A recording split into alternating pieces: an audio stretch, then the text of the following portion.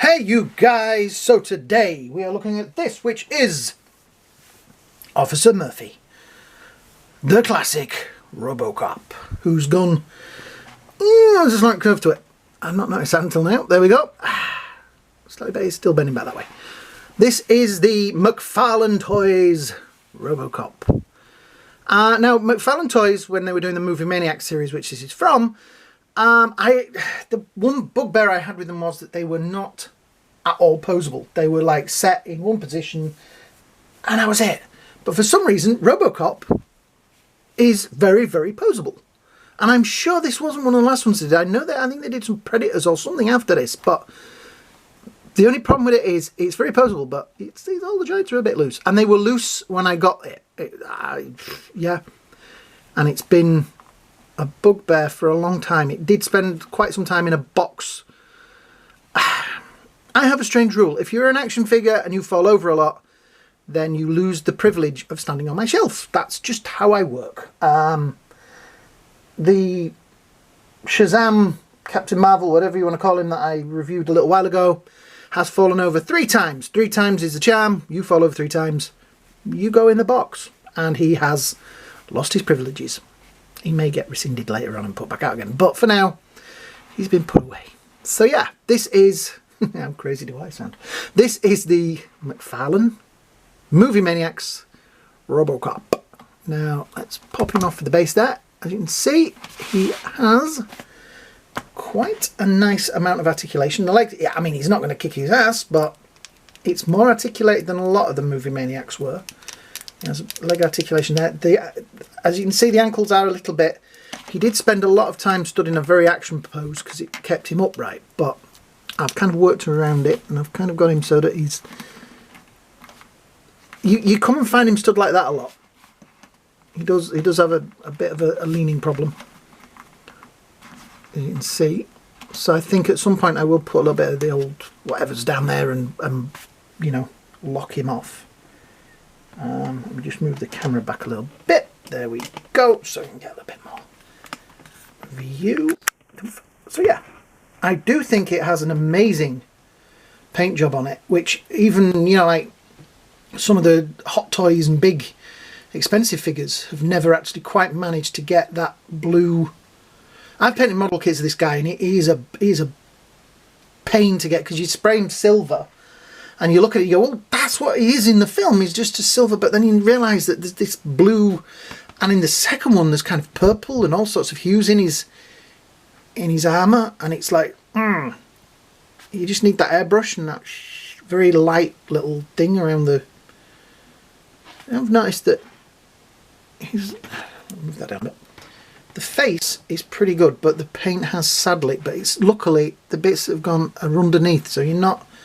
Unless you're looking that way at him, you're not really going to notice him. The eyes are painted, the thing is painted quite well. Little bits of silver on there that could maybe do with some clean-up. You see, you're not supposed to look at action figures under the bright lights like this and this close-up. You're supposed to look at them on a shelf. They're kind of in the dark. So, he does have, like I said, that's quite nice. There's little bits that are gloss on there. The gloves are matte because they were rubber. Well, not rubber gloves, but they were, you know, rubberized and... Oh, it's got a little bit of a swivel there. The gun is pretty much like... You can remove the gun. Yeah, you can remove the gun, but then his hand is permanently open like that, so yeah, the gun's there for a reason. But it does have, you can see there, the little holes through. It is a Beretta 9mm. It's the same gun that I think that Bruce Willis used in Die Hard and things like that. They just stuck a load of stuff on the front and made it look cooler. I do have a replica of that somewhere. I have no idea where it is. I'm looking around the room now. I can't see it, but yes, I do have a replica of the ROBOCop gun. It does stand pretty, like I say, pretty well. But it does have a base. Let's just have a look. Stay there because we don't want you to fall over. So this is the base. It has the cardboard box. It's obviously, I think, from the scene, because there is the what do we call it? The Peruvian dancing dust. That the nice men in the factory are making when he goes in there and takes down some of the perpetrators. I'm trying to say things without saying words that YouTube may block. But yeah. So yeah, that is that nasty stuff that you stick up your nose. There are the bullets and 2, I think are they M10s? The little machine pistols. A few shotgun rounds as well. And a few bullet holes. But that is actually quite nicely painted. It's got a real nice effect to it. I like that. On the bottom there, you see it's got sellotape. It's had sellotape across the bottom there. And it's still sticky after all these years. That is still sticky. 2004, Orion, all rights reserved, Mcfarlane Toys, made in China. Yeah. So that, I really like the base. Now, the interesting thing was, when I was at school, ROBOCOP was one of the big films. And my friend at school said that he would get me the, we had these things called video cassettes. He would get me the video cassette from the local shop because he knew the lady that worked behind the counter, and she'd let him have 18s when he wasn't. So I was really excited I was going to get to see ROBOCOP. Oh, brilliant! And he got me batteries not included. It's not like there's a lot of differences between ROBOCOP and batteries not included. And now I can't watch batteries not included because every time I watch it I think, oh, this should be ROBOCOP. But yeah, I like this. This is one of Mcfarlane Toys' better figures. They did some that I love and some that I look at and go, what were you thinking? But as you can see with this, the joints are a little loose, so you are going to have to sort of... He's pretty good. Once you've got him in a position that you like, he pretty much stays there. I would put him on the turntable, but the turntable's way over there and I can't actually reach it. The only... people complain. I mean, look, he's even got the little pistons and things at the back there. People have complained, I have heard people complain, that he doesn't have the gun thing on there, which I think one of the latter versions, I'm not sure, did... I think NECA made one, didn't they?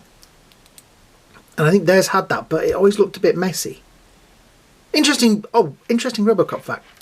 His gun allegedly never runs out of bullets because the bullets go up his arm and into the gun in some way. So he never has to reload, apparently. Something I read somewhere. Does that wrist? Yeah, both wrists swivel. Movement there. Yeah. It is a nice figure, but like I said, those legs... And when you think of how articulated the new Mcfarlane Batman figures and things like that, you know, the DC characters, I mean, they're amazing.